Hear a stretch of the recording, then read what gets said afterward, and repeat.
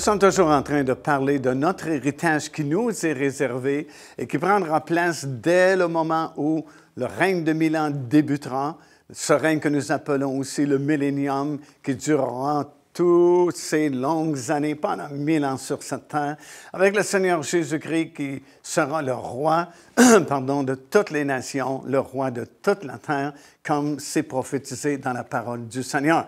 En réalité, c'est à ce moment-là que nous recevrons nos récompenses, nos autorités, nos gloires qui nous ont été promises par le Seigneur Jésus-Christ. Et durant toute cette longue période, nous allons pouvoir jouir de la présence de Dieu.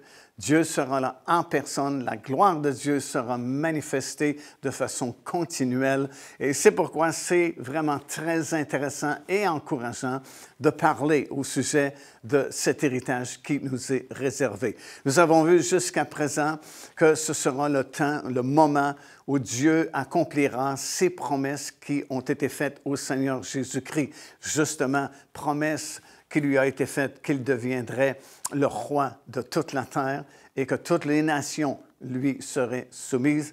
Et c'est également le temps où les promesses qui ont été faites à Abraham et David s'accompliront pour eux aussi. Et nous verrons un peu plus tard, surtout ce qui est vraiment très intéressant pour nous, que toutes les promesses qui ont été faites à l'Église, à tous les croyants, tous ceux qui ont reconnu Jésus comme leur Seigneur et Sauveur, pourront finalement s'accomplir durant cette glorieuse période. Aujourd'hui, nous voulons voir les promesses qui ont été faites à Abraham et à David, lesquelles s'accompliront complètement et totalement en ce jour-là, durant la période du millénium. D'abord, les promesses qui ont été faites à Abraham. Bien sûr, avant même que le peuple juif n'existe, Dieu a d'abord appelé un homme qui n'était pas un juif, c'était un chaldéen du nom d'Abraham. Et plus tard, son nom fut changé à Abraham, lorsque Dieu a fait alliance avec lui. Et Dieu a choisi cet homme parce qu'il voyait son cœur, s'il avait un cœur quand même intègre, même s'il était un adorateur d'idoles, parce qu'il ne connaissait pas autre chose. Mais Dieu s'est révélé à lui, et au travers de lui, il a voulu former un peuple afin de préparer la venue du Seigneur Jésus-Christ dans le monde, qui devait se faire plusieurs milliers d'années plus tard, afin que lorsque le moment serait venu pour Jésus-Christ de venir faire son ministère ici sur la terre, bien qu'il naisse au moins au sein d'un peuple qui avait une certaine connaissance de Dieu et des promesses et des prophéties qui avaient été données. Et c'est pourquoi il a d'abord choisi un homme et par cet homme, il a formé une nation qui s'appelle aujourd'hui la nation d'Israël, le peuple juif. Alors, certaines promesses ont été faites à Abraham et par extension, bien sûr, au peuple juif qui viendrait plus tard. Et c'est ces promesses-là que nous voulons examiner quelques instants. Tout d'abord, bien sûr, c'est dans Genèse, le premier livre de la Bible, que nous retrouvons les premières promesses que Dieu a faites à Abraham. Dans le 12e chapitre, des versets 1 jusqu'à 3, nous lisons ceci. « L'Éternel dit à Abraham, « Va-t'en de ton pays, de ta patrie et de la maison de ton père, dans le pays que je te montrerai. Je ferai de toi une grande nation et je te bénirai. Je rendrai ton nom grand et tu seras une source de bénédiction. Je bénirai ceux qui te béniront et je maudirai ceux qui te maudiront et toutes les familles de la terre seront bénies en toi. » Alors ça, c'est la première promesse que Dieu fait à cet homme. Il lui demande de quitter son pays, de quitter sa famille et de se diriger vers un endroit que Dieu a choisi pour lui. Et il lui fait la promesse qu'au travers de lui, une grande nation sera formée.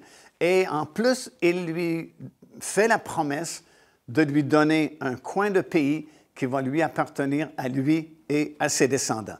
Cette promesse, elle est répétée un peu plus loin dans le chapitre 17, versets 6 à 8. Ça dit « Je te rendrai fécond à l'infini, je ferai de toi des nations et des rois sortiront de toi. J'établirai mon alliance entre moi et toi et tes descendants après toi, selon leur génération. Ce sera, écoutez bien, une alliance perpétuelle en vertu de laquelle je serai ton Dieu et celui de la postérité après toi. Je te donnerai et à tes descendants après toi le pays que tu habites comme étranger, et tout le pays de Canaan en possession et à perpétuité, et je serai leur Dieu. Alors, c'est des paroles très, très puissantes, très fortes. Ce pays-là, il est donné par Dieu à Abraham et à ses descendants à perpétuité, et il n'y a aucune condition, il n'y a aucun prérequis. C'est une promesse inconditionnelle et perpétuelle. Ce bout de terrain-là, sur cette planète, appartient à Abraham et à ses descendants. Peu importe les conflits, peu importe les guerres, peu importe les contestations qui viendront, ça ne change pas la promesse de Dieu. C'est même répété par Josué, 1er chapitre, verset 4. « Vous aurez pour territoire depuis le désert et le Liban jusqu'au grand fleuve de l'Euphrate, tout le pays des Héthiens et jusqu'à la grande mer vers le soleil couchant. » Alors, personne ne pourra déloger Israël d'où il est présentement parce que c'est une promesse irrévocable, inconditionnelle et perpétuelle. Encore une fois, les guerres se font dans cette région-là du monde, au Moyen-Orient, contre Israël, afin de posséder son territoire, mais ça ne fonctionnera jamais parce que si vous revenez à la source ici, au tout début, vous avez la promesse qui a été faite par Dieu lui-même, alors qu'il a fait une alliance avec cet homme, Abraham, alliance sous laquelle étaient inclus tous les descendants d'Abraham, que ce territoire-là leur est donné pour toujours, à perpétuité et sans aucune condition de leur part. Ici l'évangéliste Mario Massicotte qui vous invite à vous inscrire à notre lettre de nouvelles électronique.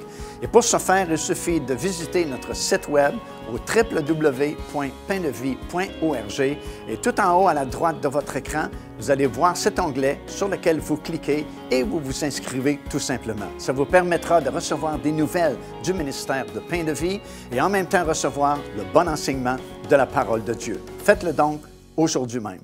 Ce territoire est continuellement contesté par les différents pays qui sont tout autour du pays d'Israël. Mais la promesse est inconditionnelle, comme nous l'avons vu. C'est une promesse qui est une alliance qui est perpétuelle, qui va durer éternellement. Même il y a certains versets que nous lirons probablement un peu plus loin et qui nous disent que l'alliance, elle est tellement forte que si un jour le soleil n'est plus là, que la lune fait défaut une nuit, l'alliance ne serait pas bonne. Mais c'est des choses qui vont durer toujours et l'alliance, elle est faite également pour toujours. Elle est inconditionnelle et elle est perpétuelle. Et quand nous comprenons la valeur et la signification de l'alliance ou d'une alliance que Dieu fait, vraiment, c'est plus fort même qu'un contrat. On ne peut pas briser une alliance que Dieu a faite. C'est vraiment la chose la plus puissante de l'univers. Et vous avez des exemples tellement frappants de ça dans la parole du Seigneur. À une certaine époque, David, qui régnait sur le pays d'Israël, vivait une famine qui a duré pendant quelques années. Et il s'interrogeait pourquoi il n'y avait pas d'exaucement à ses prières. Et il lui fut révélé que c'était à cause du roi qui lui avait précédé, Saül, et il n'avait pas gardé l'alliance qui avait été faite avec les Gabaonites. Et si vous vous souvenez, lorsque Josué a commencé la conquête du pays de Canaan, les Gabaonites sont venus le voir et ils ont prétendu être un petit peuple faible et ils ont demandé la sécurité d'Israël en faisant une alliance avec eux. Et Josué a accepté de faire l'alliance avec les Gabaonites. Et à cause du manque de respect de Saül envers cette alliance-là, qui avait été faite bien avant le règne de Saül, Dieu est intervenu par une famine et pour pousser David à prier et intercéder pour connaître la raison de cette famine. Et vous savez sans doute le reste de l'histoire, on a rétabli l'alliance avec les Gabaonites et la famine a cessé.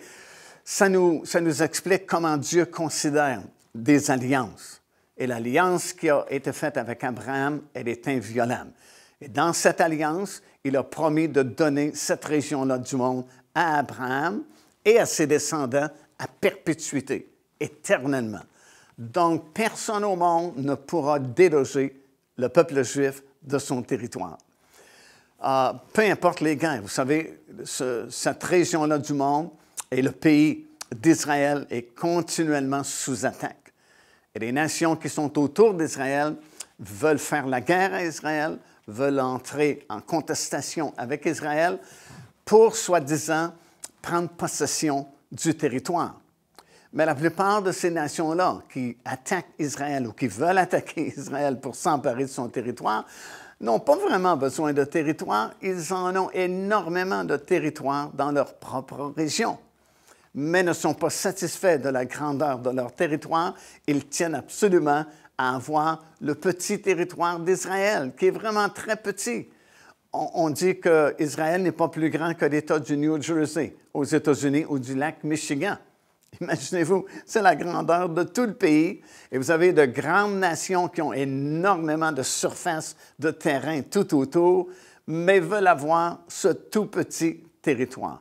Et ça n'a jamais fonctionné, et ça ne fonctionnera jamais non plus, parce que Dieu a juré par alliance qu'il donnait ce territoire-là à Abraham et à ses descendants à perpétuité. Alors, aucune nation, peu importe la puissance de cette nation, ne sera jamais capable de prendre ce territoire-là. On a même suggéré que le peuple juif trouve un autre endroit. On voulait les placer en Amérique du Sud, il y a plusieurs années passées. Mais ça ne fonctionnera jamais à cause de la promesse de Dieu, à cause de la parole du Seigneur. Et la raison principale pour laquelle ça ne fonctionnera pas, c'est que non seulement Dieu a fait la promesse, mais il y a des promesses qui sont encore à venir et qui nécessitent que le territoire reste entre les mains du peuple juif, comme par exemple le retour du Seigneur Jésus-Christ. Il doit se faire chez les siens. Le peuple juif doit se faire sur la montagne des Oliviers. Et la montagne des Oliviers est en territoire israélien, en face de la ville de Jérusalem. D'ailleurs, le prophète Zacharie le spécifie, celle qui est en face de la ville de Jérusalem. Au cas où il y aurait une autre montagne qui serait appelée la montagne des Oliviers en quelque part sur la planète, il spécifie la montagne des Oliviers, celle qui est en face de la ville de Jérusalem. Alors, c'est le territoire que Dieu a promis à Abraham et à ses descendants, et c'est dans ce territoire-là que le Seigneur Jésus-Christ doit revenir. C'est là où Jésus est né. Il est né à Bethléem, selon les prophéties qui avaient été données. Michée, le prophète, a annoncé qu'il viendrait, il naîtrait à Bethléem, Ephrata, qui est Bethléem, une des plus petites villes de Judée. Et c'est là où il devait naître parce que c'est là où les agneaux qui étaient offerts en sacrifice au temple étaient élevés. C'est là où des bergers spéciaux prenaient soin de ces agneaux-là afin qu'ils ne soient pas blessés et qu'il n'y ait pas de défaut corporel parce que ces agneaux devaient être offerts en sacrifice au temple et ils étaient des figures, des ombres et des images de l'agneau parfait de Dieu, le Seigneur Jésus-Christ, qui devait venir un jour. C'est là où Jésus-Christ a fait son ministère. Il a fait son ministère surtout dans la région de la Galilée, là où se trouve Capharnaüm et tous ces petits villages, la mer de Galilée. Et c'est en Israël aussi qu'il doit revenir, comme je viens de mentionner, sur le sommet de la montagne des Oliviers. Et c'est là où il doit établir son royaume sur la nouvelle montagne de Sion et le complexe administratif du gouvernement de Christ durant toute la période du règne de 1000 ans se fera là, sur le sommet de la montagne de Sion, dans le territoire d'Israël. Alors la promesse, elle est faite pour toujours et personne et rien au monde ne pourront changer cet état de choses. Devenez partenaire avec ce ministère par votre soutien financier et aidez-nous à planter le flambeau de l'Évangile à travers le monde entier. Vous recevrez un enseignement audio à tous les mois de la part de l'évangéliste Mario Massicotte, ainsi que notre bulletin de nouvelles prophétiques incluant des enseignements bibliques, des nouvelles du ministère et des commentaires sur les actualités prophétiques. Débutez dès aujourd'hui en visitant notre site web www.paindevie.org ou par courriel à info@paindevie.org.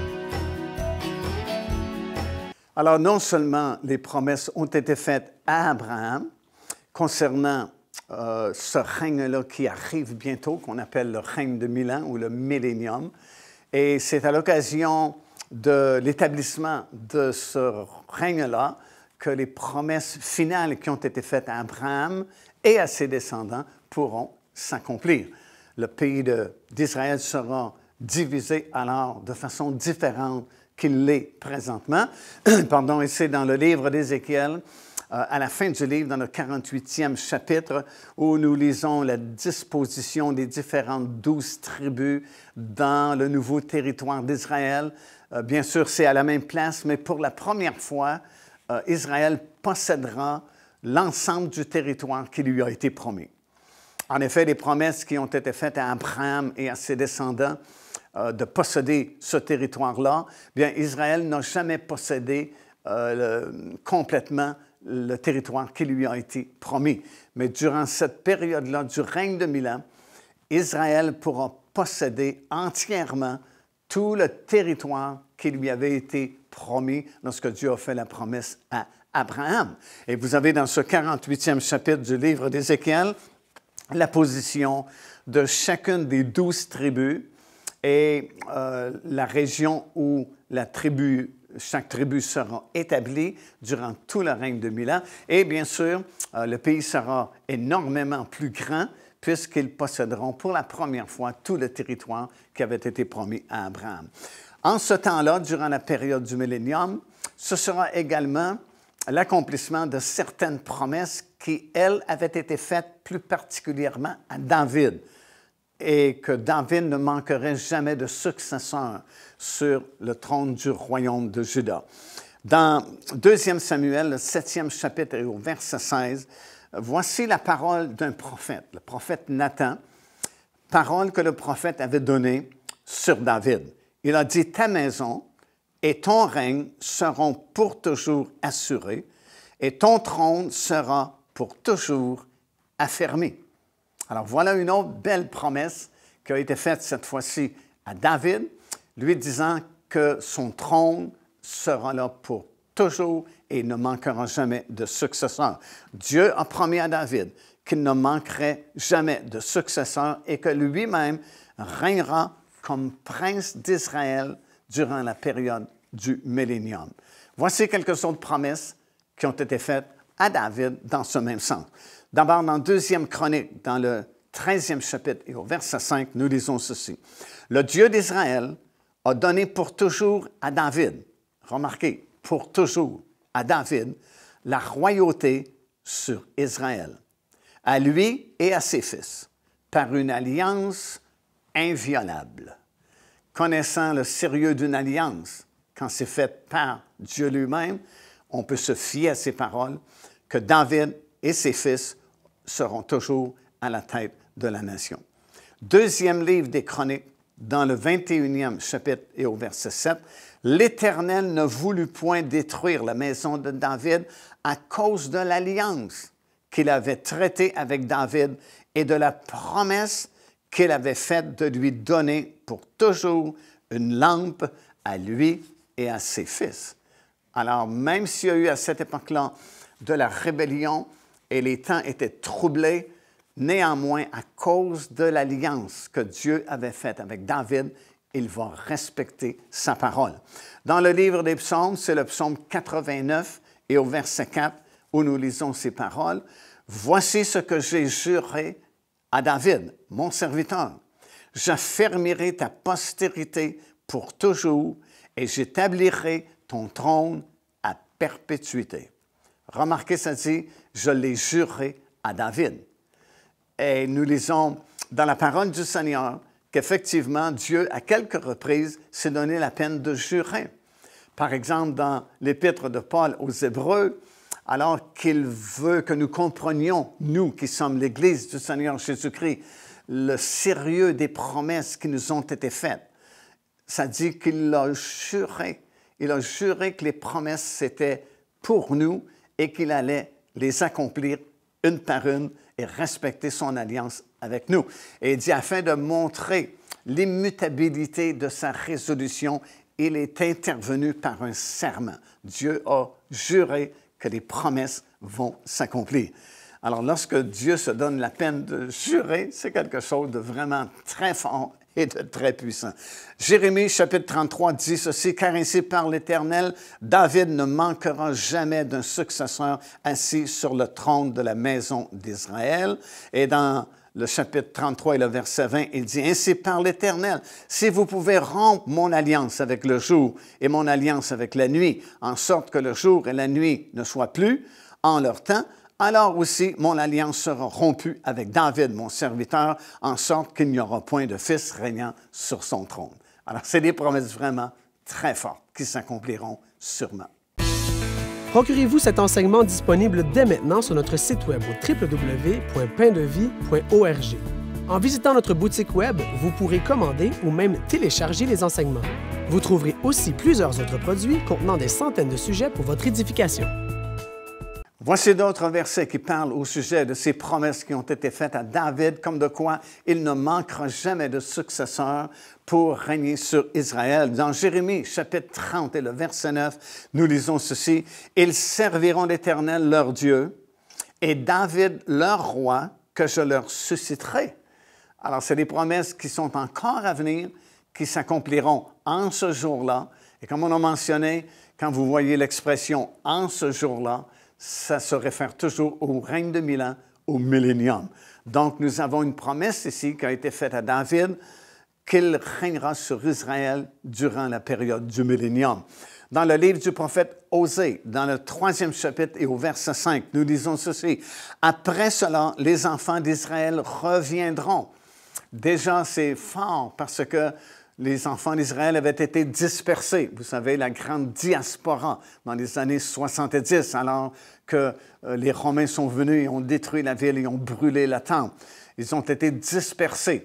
Mais les prophètes avaient annoncé qu'ils reviendront s'établir dans leur pays.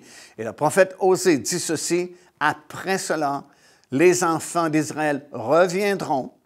Ils chercheront alors l'Éternel leur Dieu et David leur roi, et ils tressailleront à la vue de l'Éternel et de sa bonté dans la suite des temps. » De son côté, le prophète Ézéchiel, chapitre 34 et au verset 23, dit ceci, « J'établirai sur elle un seul pasteur qui les fera paître, mon serviteur David.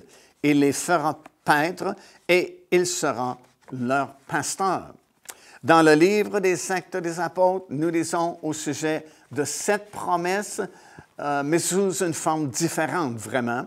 C'est dans le chapitre 15 et au verset 16. Et cette parole a été donnée à l'occasion de le premier concile, si vous voulez, qui s'est tenu à Jérusalem, alors que les disciples commençaient à se multiplier. Et il y a eu cette grande controverse au sujet de la loi et la grâce. Sommes-nous sous la loi ou sous la grâce, ou un peu des deux? Et puis Paul a exigé qu'il y ait une rencontre au sommet à l'Église de Jérusalem, et on a discuté pendant longtemps. Et en conclusion, Jean, qui était l'apôtre de l'Église de Jérusalem, s'est servi d'un passage de l'Ancien Testament du prophète Amos pour déclarer ceci. Dieu dit, après cela, ou dans les derniers jours, je reviendrai et je relèverai de sa chute la tente de David. J'en réparerai les ruines et je la redresserai. Qu'est-ce que cela signifie, la tente de David? Bien, cela signifie deux choses. Premièrement, ça parle de la restauration de la royauté selon la lignée de David, par l'établissement du Seigneur Jésus-Christ comme fils de David à titre de roi des rois et seigneur des seigneurs, et ça s'accomplira au tout début du règne de 1000 ans sur cette terre. Et il y a une deuxième application à cette parole-là prophétique qui avait été donnée par le prophète Amos il y a très longtemps dans l'Ancienne Alliance. Ça parle de la restauration de la louange à la manière ou à la façon de David. Et pour bien comprendre cela, bien, il faut réaliser qu'à un certain moment donné, vous savez, l'Arche de l'Alliance, elle était dans le lieu très saint du tabernacle qui avait été fixé à Silo, quelques kilomètres au nord de Jérusalem. Et à cause de la déchéance des sacrificateurs et surtout du souverain sacrificateur de l'époque, qui était Élie, non pas le prophète Élie, mais le souverain sacrificateur Élie.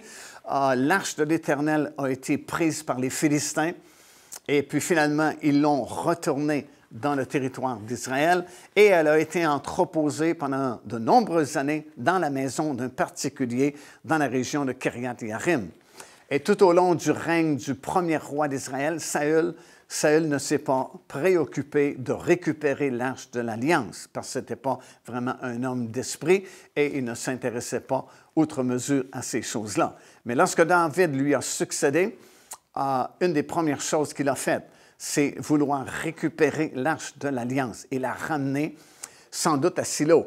Mais en cours de route, il y a eu une intervention prophétique et plutôt que de la ramener dans le tabernacle à Silo, il l'a placée sur le sommet de la montagne de Sion, qu'il venait de conquérir des Jébusiens. Et il a placé simplement une tente qu'on a appelée la tente de David et il a demandé à tous les Juifs de venir se réjouir tels qu'ils étaient devant l'assemblée, devant plutôt l'arche qui était sous la tente sur le sommet de la montagne de Sion.